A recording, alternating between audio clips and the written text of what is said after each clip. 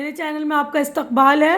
یہ 10ویں کلاس کی کتاب جان پہچان کا سبق نمبر 2 ہے، بے تکلفی۔ تو یہ سبق ہم اسٹارٹ کرنے سے پہلے اب ہم یہ جو لکھنے والے ہیں مصنف رائٹر ہیں ان کے بارے میں تھوڑا سا انٹروڈکشن دیکھیں گے ہم۔ یہ یہاں پر دیکھیے کنہیا لال کپور، اس سبق کو لکھنے والے، بے تکلفی کو لکھنے والے رائٹر مصنف جو ہے کنہیا لال کپور، سن 1910 سے سن 1980 تک، یعنی سن 1910 میں پیدا ہوئے، سن 1980 میں انتقال کر گئے۔ تو کنہیا لال کپور کے بارے میں تھوڑا انٹروڈکشن دے رہی ہوں کہ کنہیا لال کپور لاہور میں پیدا ہوئے، وہیں اعلیٰ تعلیم حاصل کی اور انگریزی کے استاد مقرر ہوئے، اور ہندوستان کی تقسیم کے بعد ہندوستان آ گئے اور یہیں ان کا انتقال ہوا۔ اور وہ جو لکھتے ہیں اس میں طنز و مزاح ہوتا ہے، ان کے مضمون میں زندگی کے عام تجربوں سے مزاح پیدا کر لینا ان کی خاص پہچان ہے، یعنی زندگی کے تجربے جو ہوتے ہیں، زندگی کی عام زندگی میں وہ مزاحیہ بن کے طنز کر دیتے ہیں۔ ان کے خاص جو ہے لوک نشتر، بال ویر، نرم گرم، گرد کارا، نازک خیالیاں، نئے شگوفے، سنگ وخشت، شیشہ و تیشہ اور کامریڈ شیخ چلی ان کی مشہور کتابیں ہیں۔ تو ہم اگلے پیج پر اب چلتے ہیں۔ تو دیکھیے یہ چیپٹر یہاں سے چیپٹر سٹارٹ ہو رہا ہے، تو یہ چیپٹر کو میں آپ کو شارٹ کٹ میں سمجھا دوں گی۔ اگر آپ کو پورے چیپٹر کی ریڈنگ کی ویڈیو چاہیے تو مجھے کمنٹ کر کے بتا دیجیے گا، تو میں آپ کو ریڈنگ کی ویڈیو اپلوڈ کر دوں گی۔ تو میں شارٹ کٹ میں سمجھا رہی ہوں کہ اس مضمون میں جو مصنف نے تکلف اور بے تکلفی کے اچھے اور برے اثرات کو دلچسپ انداز میں بیان کیا ہے، کہ وہ بتاتے ہیں کہ تکلف کا سب سے بڑا فائدہ یہ ہے کہ نہ ہینگ لگتی ہے، نہ پھٹکری، اور رنگ بھی اچھا آتا ہے، یعنی کہ خوب فائدہ ہوتا ہے۔ مثلاً کوئی صاحب آپ کے گھر میں آئے، آپ ان سے خاطر تواضع کے لیے یوں ہی پوچھ لیں کہ آپ کیا نوش فرمائیں گے، تو انہوں نے جواباً کہہ دیا آپ تکلف مت کیجیے، اتنے کہنے پر پھر کچھ کھانے پینے کے لیے اصرار کیا تو وہ ذرا بے تکلف ہو گئے، کھانے پینے کی لمبی چوڑی فہرست بتا دی۔ اسی طرح بے تکلفی کا معاملہ بھی ہے کہ اگر آپ کا کوئی دوست انتہائی بے تکلف ہے اور تو آپ کا کوئی ایسا دوست آپ کے گھر آتا ہے جو بہت بے تکلف ہے، اور اسی وقت آپ کے کچھ معزز لوگ گھر میں ہوں، آپ ان سے سنجیدہ گفتگو کر رہے ہوں، اور وہ بے تکلف دوست اس بات کا خیال نہ رکھے اور اوٹ پٹانگ باتیں شروع کر دے، تو ہمیں بہت ہی خفت ہوتی ہے، اور وہ معزز حضرات بھی آپ کو شک کی نگاہ سے دیکھنے لگتے ہیں کہ ان کے کیسے بے تکلف دوست ہیں۔ اور کبھی کبھی تو بے تکلف دوست جو ہے گالیوں سے بھی نوازنے لگتے ہیں ایک دوسرے کو، ہے نا۔ تو کبھی کبھی بے تکلفی جو ہے بہت ہی بھاری پڑ جاتی ہے۔ تو یہاں پر شاعر نے کہا ہے ضرورت سے زیادہ تکلف اور ضرورت سے زیادہ بے تکلفی دونوں ہی پریشانی کا سبب ہے۔ تو اب ہم پیچھے چلتے ہیں پیج پر، دیکھیں یہاں پر، تو دیکھیے اس پیج پر جو ہے معنی یاد کیجئے، ہماری مشق اسٹارٹ ہو گئی۔ یہاں پر مشق کو ایکسرسائز کہتے ہیں ہم۔ تو یہاں پر دیکھیے تکلف کا مطلب ہے تکلیف اٹھا کر کوئی کام کرنا، بناوٹ، ظاہر داری، دکھاوا۔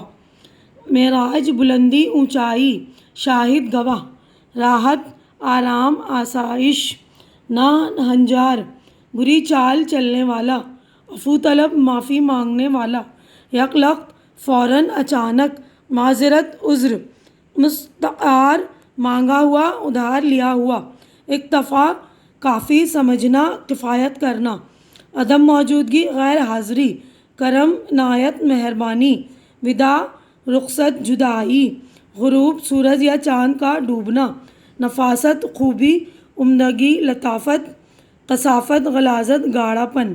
ٹھیک ہے، تو یہ نفاست اور کثافت ایک دوسرے کے اپوزٹ ہیں، یعنی متضاد ہیں۔ اب یہاں پر غور کرنے کی بات ہے، دیکھیے کیا لکھا ہوا ہے، ضرورت سے زیادہ تکلف اور بے تکلفی دونوں ہی پریشانی کا سبب بن جاتے ہیں۔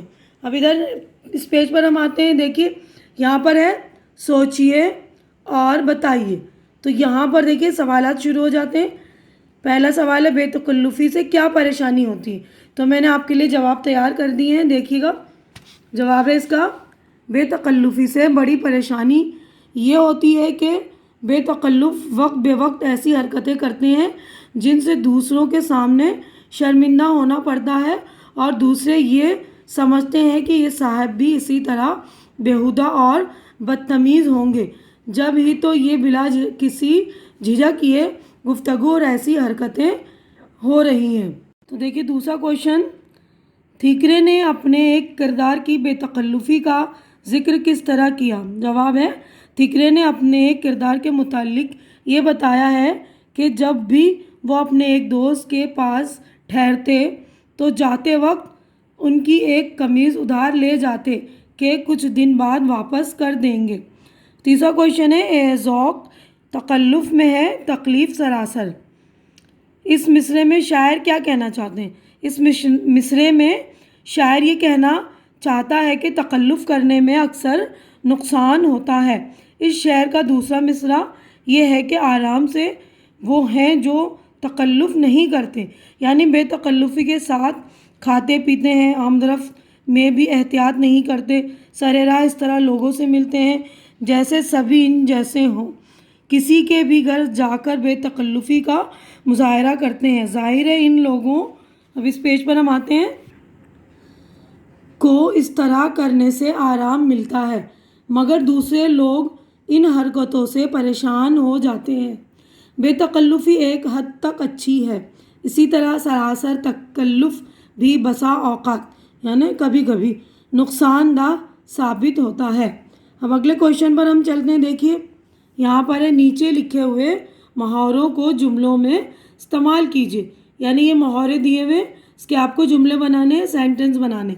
ہنگ لگے نہ پھٹکری، تو دیکھیے میں نے آپ لوگوں کے لیے جملے تیار کر دیے ہیں، یہ رہا دیکھیے۔ مشہور قول ہے کہ ہنگ لگے نہ پھٹکری رنگ چوکھا آئے۔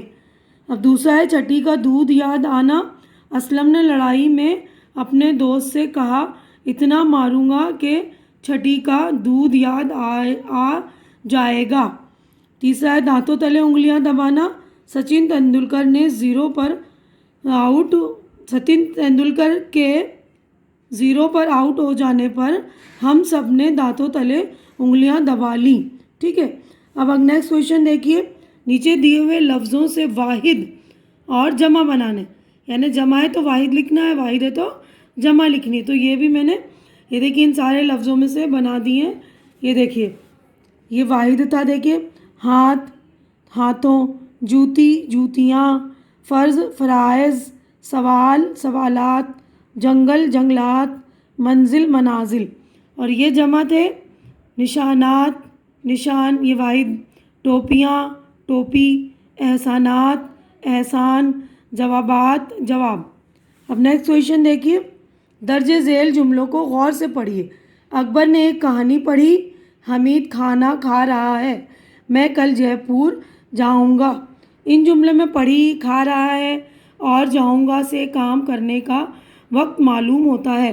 پہلے جملے میں کہانی پڑھنے کا کام گزرے ہوئے وقت میں ہوا، اسی زمانے کو ماضی کہتے ہیں۔